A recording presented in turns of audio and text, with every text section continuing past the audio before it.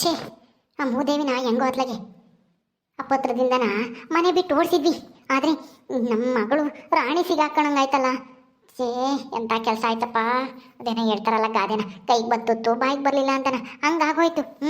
ಹೆಂಗೋ ಆ ಮೂದೇವಿನ ಹೊರಗೆ ಹಾಕಕ್ಕೆ ಒಂದು ಅವಕಾಶ ಸಿಕ್ಕಿತ್ತು. ನನ್ನ ಮಗನೂ ಅವಳ ಮೇಲೆ ಸಿಟ್ಟು ಮಾಡ್ಕೊಂಡಿದ್ದ. ನನ್ನ ಹೆಂಡ್ತಿ ಹಿಂಗೆ ಅನ್ಯಾಯ ಮಾಡಿಬಿಟ್ಲಲ್ಲ, ಮೋಸ ಮಾಡಿಬಿಟ್ಲಲ್ಲ ಅಂತಾನ. ಹೆಂಗೋ ನಾನು ಬೇರೆ ಹುಡುಗಿನ ತಂದು ಮದುವೆ ಮಾಡೋಣ, ನಾನು ಹೇಳ್ದಂಗೆ ಕೇಳ್ಕೊಂಡಿರೋವಂಥ ಹುಡುಗಿನ ಅಂತಾನ ಎಷ್ಟು ಖುಷಿಯಾಗಿದ್ದೆ. ಆದರೆ ನನ್ನ ಖುಷಿ ಎಲ್ಲನ ಒಂದೆರಡೇ ದಿವಸಕ್ಕೆ ಮಣ್ಣು ಪಾಲಾಗೋಯ್ತು. ಹಂಗೂ ನನ್ನ ಮಗಳು ಹೇಳಿದ್ಲು, ರಾಣಿ ಅವಳಿಗೆ ಏನಾರ ಒಂದು ಗತಿ ಕಾಣ್ತೀನಿ ಕಣಮ್ಮ, ಈ ಮನೆ ಬಿಟ್ಟು ಓಡೋಗಂಗೆ ನಾನೇ ಮಾಡ್ತೀನಿ ಇರು, ಒಂದು ಉಪಾಯ ಮಾಡ್ತೀನಿ ಅಂತ ನನ್ನ ಹತ್ರ ಒಂದ್ಸಲ ಹೇಳಿದ್ಲು. ನಾನು ಇದ್ರೂ ಇರ್ಬೋದೇನೋ ಅಂದ್ಕೊಂಡಿದ್ದೆ. ಹಂಗೂ ನನ್ನ ಮಗಳನ್ನ ಹತ್ತು ಕೇಳಕ್ಕೆ ಹೋಗ್ಲಿಲ್ಲ. ಪತ್ರ ಗಿತ್ರ ಬರ್ದಿದ್ಯಾ ಅಂತಾನ, ಅವಳು ಏನೂ ಹೇಳಿಲ್ಲ ಯಾಕೆ ಬೇಕು ಅಂತಾನ.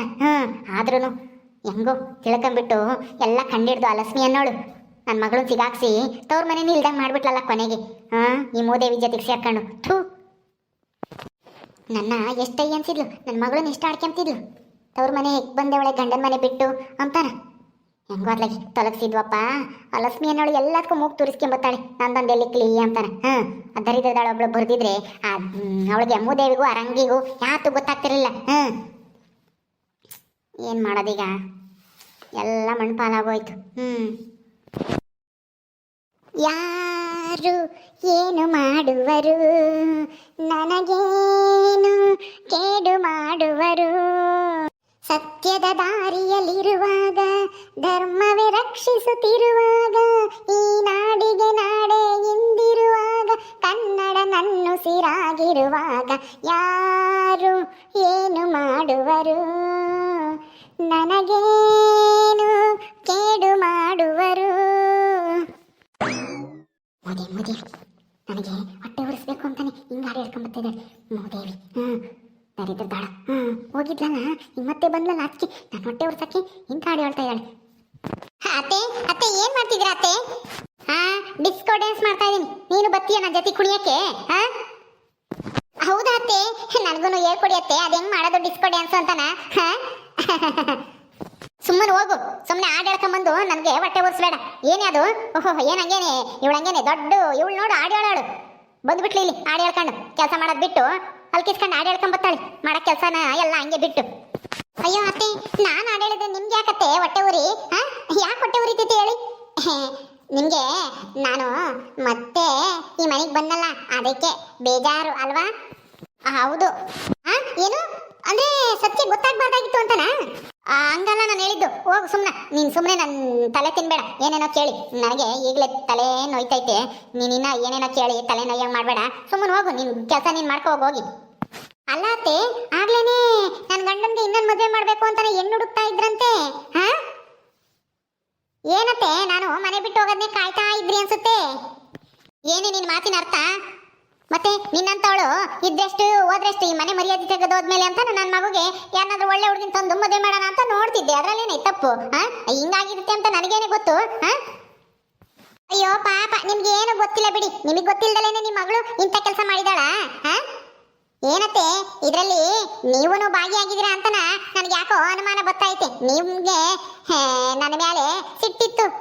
ಹೆಂಗಾದ್ರೂ ಮಾಡಿ ನನ್ನ ಏನನ ಕಿತಾಪತಿ ಮಾಡಿ ನನ್ನ ಮೇಲೆ ಇಲ್ಲೂ ದಾರೋಪ ಮಾಡಬೇಕು ಅಂತಾನ ಅಂದ್ಕೊಂಡಿದ್ರಿ ಅನ್ಸುತ್ತೆ. ನೀವೇ ನಿಮ್ಮ ಮಗಳಿಗೆ ಹೇಳ್ಕೊಟ್ಟಿಲ್ಲ, ಇಂಥದೇನ ಮಾಡಿಸಿರ್ಬೋದು. ನನಗೆ ನಿಮ್ಮ ಮೇಲೂ ಅನುಮಾನ ಐತೆ. ಸುಮ್ಮನೆ ಹೋದ್ರೆ ಸರಿ. ಇವಾಗ ನನ್ನ ಮೇಲೆ ಯಾಕೆ ಅನುಮಾನ? ನನಗೆ ಗೊತ್ತೇ ಇಲ್ಲ ನಮ್ಮ ರಾಣಿ ಹಿಂಗೆಲ್ಲ ಬರ್ಸಿ ಪತ್ರನ ನಿನ್ನ ಅಡ್ರೆಸ್ಸಿಗೆ ಕಳಿಸಿದಾಳೆ ಅಂತಾನ. ನನಗೇನು ಗೊತ್ತಿತ್ತು ನೀನು ನಿಜವಾಗ್ಲೂ ಯಾವನ್ನೋ ಲವ್ ಮಾಡ್ತಾ ಇದ್ದೀನೋ ಅಂತ ಅಂದ್ಕೊಂಡಿದ್ದೆ ನಾನು. ಇದು ಸುಳ್ಳು ಪತ್ರ ಅಂಬೋದು ಅವಳ ಶಿಲ್ಪಿ ಎಂಬಳು ಬಂದು ಹೇಳಿದ್ಮೇಲೆ ತಾನೇ ಗೊತ್ತಾಗಿದ್ದು. ಬಿಡು, ನಿನ್ನಿಂದ ಇವತ್ತು ನನ್ನ ಮಗಳು ತವ್ರ ಮನೆಗೆ ಬರ್ದಂಗಾಯ್ತಲ್ಲ, ಈಗ ಹಾಲು ಕುರ್ದಷ್ಟು ಸಂತೋಷ ಆಗಿರ್ಬೇಕಲ್ವೇ ನಿನಗೆ? ನಿನಗೆ ಅಲ್ಲ ಅತ್ತೆ, ನಿಮ್ಗೆ ನನಗೆ ಈ ತರ ಅನ್ಯಾಯ ಆಯ್ತು ಅಂತ ನಾ ಸ್ವಲ್ಪನೂ ಬೇಜಾರಿಲ್ಲ. ಆದ್ರೆ ನಿಮ್ಮ ಮಗಳು ಮಾಡಿರೋದು ತಪ್ಪು ಅನ್ನೋದು ಗೊತ್ತಿಲ್ವಾ ನಿಮ್ಗೆ? ನಿಮ್ಮ ಮಗಳು ಮಾಡಿರೋ ತಪ್ಪಿಗೆ ಶಿಕ್ಷೆ ಆಗೈತೆ ಅಷ್ಟೇನೆ, ನನ್ನಿಂದಲ್ಲ ಆಗಿರೋದು. ಅವಳು ಮಾಡ್ಕೊಂಡಿರೋ ತಪ್ಪು. ಇಂಥದ್ದು ಯಾಕೆ ಮಾಡ್ಬೇಕಾಗಿತ್ತು? ತವ್ರ ಮನೆ ಬಗ್ಗೆ ಪ್ರೀತಿ ಇರೋಳು ಹಿಂಗೆ ಯಾರೂ ಮಾಡಲ್ಲ. ತವ್ರ ಮನೆಯವ್ರಿಗೆ ಅನ್ಯಾಯ ಆಗಂಗ್ ಮಾಡಲ್ಲ. ಅಣ್ಣನ ಹೆಂಡತಿಗೇನೆ ಈ ತರ ಎಲ್ಲ ಪತ್ರ ಬರ್ದು ಅಣ್ಣಗೂ ಅತ್ತಿಗೆಗೂ ಜಗಳ ತಂದಿಕ್ಕಲ್ಲ ಯಾರೂ. ಈಗೇನ್ ನಿನ್ನ ಉದ್ದೇಶ? ಸುಮ್ಮನೆ ಹೋಗತ್ ಕಲ್ತ್ರ, ನನಗೆ ತಲೆ ತಿನ್ಬೇಡ. ನನ್ನ ಮೊದಲೇ ತಲೆ ಕೆಟ್ಟೋದಂಗಾಗೈತಿ. ಆಯ್ತು ಬಿಡಿ ಅತ್ತೆ, ನೀವ್ಯಾಕೆ ತಲೆ ಕೆಡ್ಸ್ಕೊಂತೀರಾ? ಅಷ್ಟಕ್ಕೆ ಹೋಗ್ತೀನಿ ಬಿಡಿ. ಈಗಲಾದ್ರೂ ಗೊತ್ತಾಯ್ತಲ್ಲ ನಾನು ಎಂತೋಳು ಅನ್ನೋದು. ಬಾಯಿಗೆ ಬಂದಂಗೆ ಮಾತಾಡೋದಲ್ಲ. ನಾನೇನು ಮಾತಾಡಿಲ್ಲ, ಹೋಗು. ನಿನ್ ಗಂಡನ್ ಕೇಳೋಗು. ನನ್ಗೇನ್ ಹೇಳ್ತೀಯ? ಅವನಿಗೆ ಅನುಮಾನ ಬಂದೈತೆ ಅಂದ್ಮೇಲೆ ಅತ್ತೆ ಆಗಿರೋ ನನಗೆ ಅನುಮಾನ ಬರಲ್ವಾ ನಿನ್ ಮ್ಯಾಲೆ? ಬಂದ್ಬಿಟ್ಲಿ ಇಲ್ಲಿ ದೊಡ್ಡದಾಗಿ. ಹೋಗು ಹೋಗು.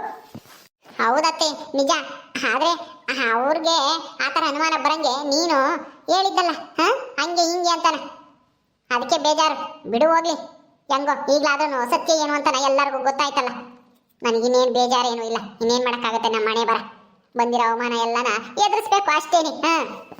ಹೌದು ಶ್ರೀದೇವಿ, ನೀನು ಹೇಳಿದ್ದು 100ಕ್ಕೆ 100 ಸತ್ಯವಾದ ಮಾತು. ಅವಮಾನ ಬಂತು ಅಂತ ಹೇಳಿ ಯಾರೂ ಕೆಟ್ಟ ನಿರ್ಧಾರ ತಗೋಬಾರ್ದು.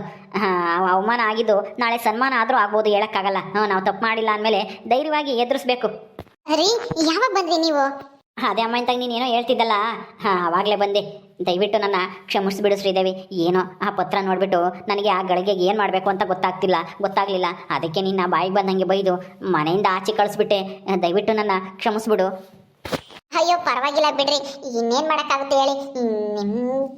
ನಿಮ್ ಜಾಗದಾಗೆ ಬೇರೆ ಯಾರಿದ್ರು ಅದೇ ತರ ಮಾಡೋರು ಅನ್ಸುತ್ತೆ. ಆದ್ರೆ ಸಿಟ್ಟಿಗೆ ಯಾವತ್ತು ಕೋಪಕ್ಕೆ ಯಾವತ್ತೂ ಮನಸ್ಸು ಕೊಡಬಾರ್ದು. ಅವಾಗೆಲ್ಲ ಈ ತರ ಅನಾಹುತ ಆಗ್ತವೆ. ಅವತ್ತು ಬಂದಿರೋ ಪತ್ರ ಎಲ್ಲಿಂದ ಬಂತು, ಯಾರು ಬರ್ದಿದ್ದಾರೆ ಅಂತ ನೀವು ಸ್ವಲ್ಪ ಯೋಚನೆ ಮಾಡಿದ್ರೆ ಇವತ್ತು ನಾನು ಈ ತರ ಅವಮಾನ ಎಲ್ಲ ಅನುಭವಿಸ್ತಾ ಇರ್ಲಿಲ್ಲ. ನೀವು ಅವತ್ತು ಆತರ ಪಟ್ಬಿಟ್ರಿ. ಇನ್ನೇನ್ ಮಾಡಕ್ಕಾಗುತ್ತೆ ಬಿಡಿ. ಏನ್ ಮಾಡಕ್ಕಾಗುತ್ತೆ? ಒಬ್ಬೊಬ್ರಿಗೆ ಆತರ ಜಾಸ್ತಿ. ನೀವೂ ಅದೇ ತರಾನೇ. ಆ ಪತ್ರ ನೋಡಿದ ತಕ್ಷಣ ನಿಜವಾಗ್ಲೂ ನಾನು ಯಾರೋ ಹುಡುಗನ ಜೊತೆ ಸಂಬಂಧ ಇಟ್ಕೊಂಡಿದ್ದೀನಿ ಅಂತ ಅನ್ಕೊಂಡ್ಬಿಟ್ರಿ. ಅದು ನಿಮ್ ತಪ್ಪಲ್ಲ ಬಿಡಿ. ಎಲ್ಲರಿಗೂ ಯಾರೇ ನಿಮ್ ಪರಿಸ್ಥಿತಿಲಿ ಇದ್ರು ಅದೇ ತರ ಯೋಚನೆ ಮಾಡೋರು ಅನ್ಸುತ್ತೆ. ಆದ್ರೆ ಆ ಪತ್ರ ಬರ್ದಿರೋರು ಹೇಳಿ, ಅವ್ರಿಗೆ ಎಷ್ಟು ಕೆಟ್ಟ ಮನ್ಸು. ನಾನು ನೋಡಿದ್ರೆ ನನ್ನ ಮೇಲೆ ಯಾಕೆ ಅಷ್ಟೊಂದು ದ್ವೇಷ ಅವ್ರಿಗೆ? ಹೌದು ಶ್ರೀದೇವಿ, ನನಗೂ ತುಂಬ ಸಿಟ್ಟು ಬಂತು ರಾಣಿ ಮೇಲೆ. ರಾಣಿಗೆ ಯಾಕೆ ನಮ್ಮಿಬ್ರನ್ನ ಕಂಡ್ರೆ ಇಷ್ಟೊಂದು ಸಿಟ್ಟು, ಯಾಕೆ ಈ ಥರ ಮಾಡಿದ್ಲು ಅಂತಾನ, ಅವಳನ್ನ ಅಲ್ಲೇ ಸಾಯಿಸ್ಬಿಡ್ಬೇಕಾಗಿತ್ತು ಅಂತ ಅನ್ನೋಷ್ಟು ಸಿಟ್ಟು ಬಂತು. ನೋಡು, ಅವಳಿಂದನ ನಿನ್ನ ನಾನು ಬಾಯಿಗೆ ಬಂದಂಗೆ ಅಂದ್ಬಿಟ್ಟೆ, ಮನೆ ಬಿಟ್ಟು ಕಳಿಸ್ಬಿಟ್ಟೆ. ನಿಮ್ಮ ಅಪ್ಪ ಅಮ್ಮನಿಗೆ ಎಷ್ಟು ಅವಮಾನ ಆಯಿತು, ಅಲ್ಲೆಲ್ಲ ನಿನ್ನ ತವ್ರ ಮನೆಯಲ್ಲೆಲ್ಲ ಎಷ್ಟು ಜನ ಆಡ್ಕೊಂಡಿರ್ತಾರೆ ಅಂತ ಅನ್ನಿಸ್ಬಿಡ್ತು. ಏನು ಮಾಡೋದು ಹೇಳು? ಬಿಡು ಹೋಗ್ಲಿ. ಇನ್ನೇನು ಮಾಡೋಕ್ಕಾಗುತ್ತೆ? ಈ ಥರ ಏನಾನ ಆದಾಗ ಗಂಡ ಹೆಂಡ್ತಿ ಇನ್ನೂ ಗಟ್ಟಿ ಆಗಬೇಕು, ಜೊತೆ ಆಗಬೇಕು. ಯಾರು ಹೇಳಿದನು ಕೇಳಬಾರ್ದು ಅನ್ನೋದು ಗೊತ್ತಾಯ್ತು. ಬಿಡು ಶ್ರೀದೇವಿ. ಇನ್ಮೇಲೆ ಹಾಗೆಲ್ಲ ಅನುಮಾನ ಪಡಕ್ಕೆ ಹೋಗಲ್ಲ. ಅಯ್ಯೋ ಅಯ್ಯೋ ಅಯ್ಯೋ, ಇದನ್ನೆಲ್ಲ ನನ್ನ ಕಣ್ಣಿಂದ ನೋಡೋಕ್ಕಾಗ್ತಿಲ್ಲ. ಮೊದಲು ಇಲ್ಲಿಂದ ಹೋಗ್ಬೇಕು. ಇವನಂತೂ ಏನು ಮಾಡಿ ಅವಳು ಏನು ಕತ್ತೀವಿ ತಲೆಗಿದ್ದಳು ತಿರ್ಗ ಬಂದ್ಲು ಅಂತ ಏನೇ ಹಂಗೇನೆ ಪ್ರೀತಿ ಉಕ್ಕಿ ಹರಿತಾಯ್ತು ಅವಳ ಮ್ಯಾಲೆ ಹಂಗೇನೆ.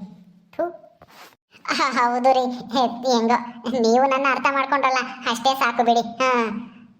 ಇನ್ಮೇಲೆ ಆ ಥರ ಆಗದೆ ಇದ್ರೆ ಅಷ್ಟೇ ಸಾಕು. ಅಮ್ಮ ಯಾಕಮ್ಮ ಅದೇ ಹೋಗ್ಬಿಟ್ಟೆ? ಅತ್ತೆಗೆ ತುಂಬಾ ಸಂತೋಷ ಆಗಿದೆ ಅಂತ ಕಣ್ರಿ. ನಾನು ಮತ್ತೆ ಮನೆಗೆ ಬಂದಿರೋದು. ಅದಕ್ಕೆ ಸಂತೋಷಕ್ಕೆ ಏನ್ ಮಾಡ್ಬೇಕು ಅಂತ ಗೊತ್ತೇ ಆಗ್ತಾ ಇಲ್ಲ ಅಲ್ವಾ ಅತ್ತೆ? ಇವಳು ಅವಕಾಶ ಸಿಕ್ಕರೆ ಸಾಕು, ನನಗೆ ಹೊಟ್ಟೆ ಉರಿಸ್ಬೇಕು ಅಂತ ಕಾಯ್ತಿರ್ತಾಳೆ ಅನ್ಸುತ್ತೆ ಈ ಮೂದೇವಿ. ಹೌದೇನಮ್ಮ, ಶ್ರೀದೇವಿ ವಾಪಸ್ ಬಂದಿರೋದು ನಿನಗೆ ಸಂತೋಷ ಆಗ್ತಿದ್ಯಾ? ನಾನಂತೂ ನೀನು ಸಂತೋಷ ಪಡ್ತೀಯ ಅಂತ ಅನ್ಕೊಂಡಿರ್ಲಿಲ್ಲ ಕಣಮ್ಮ. ನಾನು ಅಷ್ಟೇ ರೀ. ಆದ್ರೆ ಅತ್ತೆಗೆ ತುಂಬಾ ಸಂತೋಷ ಆಯ್ತಂತೆ. ಅದನ್ನೇ ನನ್ನ ಹತ್ರ ಹೇಳ್ತಾ ಇದ್ರು ನೀವು ಬರೋದಕ್ಕೂ ಮುಂಚೆಲೇನೆ. ನಮ್ಮ ಅತ್ತೆ ಎಷ್ಟು ಒಳ್ಳೆಯವರು. ಅಮ್ಮ ಈ ಕಡೆ ತಿರ್ಗಮ್ಮ. ಹೌದಪ್ಪ ರವಿ, ತುಂಬಾ ಸಂತೋಷ ಆಗೈತೆ. ನಿನ್ನ ಹೆಂಡತಿ ಮತ್ತೆ ವಾಪಸ್ ಬಂದ್ಲಲ್ಲ, ನನಗೆ ಹೆಣ್ಣುಡ್ಕೋ ತಾಪತ್ರ ಏನೇ ತಪ್ತು. ಅದಕ್ಕೆ ಸಂತೋಷ ಆಗ್ತೈತೆ. ಸಂತೋಷಕ್ಕೆ ಕುಣಿಬೇಕು ಅನ್ನಿಸ್ತೈತಿ. ಹೌದತ್ತೆ, ಕುಣಿಬೇಕು ಅನ್ನಿಸ್ತೈತಾ? ಹಾಡಾಕ್ಲಾ ಕುಣಿತೀರಾ? ಟೇಪ್ ರೆಕಾರ್ಡ್ ಆನ್ ಮಾಡ್ರಿ. ಅತ್ತೆ ಡ್ಯಾನ್ಸ್ ಮಾಡ್ಬೇಕಂತೆ. ಬನ್ನಿ ಅತ್ತೆ, ಇಲ್ಲೇ ಡ್ಯಾನ್ಸ್ ಮಾಡಿ ಹಾಡಾಕಿಸ್ತೀನಿ ಇವ್ರ ಕೈಲಿ. ಅಯ್ಯೋ, ನಾನು ಈ ವಯಸ್ಸಿನಾಗೆ ಕುಡಿಯೋದು ಅಂದ್ರೆ ಏನ್ ಹೇಳು? ಸುಮ್ಮನೆ ಹಂಗ ಕುಣಿಬೇಕು ಅಂತ ಅನ್ನಿಸ್ತೈತಿ ಅಂದೆ. ಕುಣಿತೀನಿ ಅಂತ ಹೇಳ್ದ? ಇಲ್ಲ ತಾನೆ? ಸುಮ್ಮನೆ ನಿನ್ ಗಂಡಗೆ ಒಂಬಕ್ಕಿಕ್ಬೇಕೋ ಕಾಫಿ ಕುಡಿಬೇಕೋ ಅದೇನು ಕೇಳು. ಸರಿ ಅಮ್ಮ, ಆಯ್ತು. ನಿನಗೆ ಸಂತೋಷ ಆಗಿದ್ದು ನೋಡಿ ನನಗೂ ತುಂಬಾ ಸಂತೋಷ ಆಯ್ತು.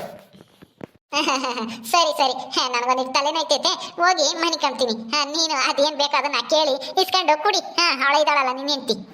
ಮೂದೇವಿ ನನಗೆ ಊರಿಸ್ತಾಳೆ, ಕುಣಿಸ್ತಾಳೆ. ನಾನೇನಾದ್ರೂ ಒಂದೀಟ್ ಯಾಮಾರಿದ್ರೆ ನನ್ನ ತೈತಕ ಅಂತ ಕುಣಿಸ್ಬಿಡ್ತಾಳೆ ಈ ಮನೆಯಾಗಿ. ಒಳ್ಳಿಂಗೆ ಬಿಟ್ಟೆ.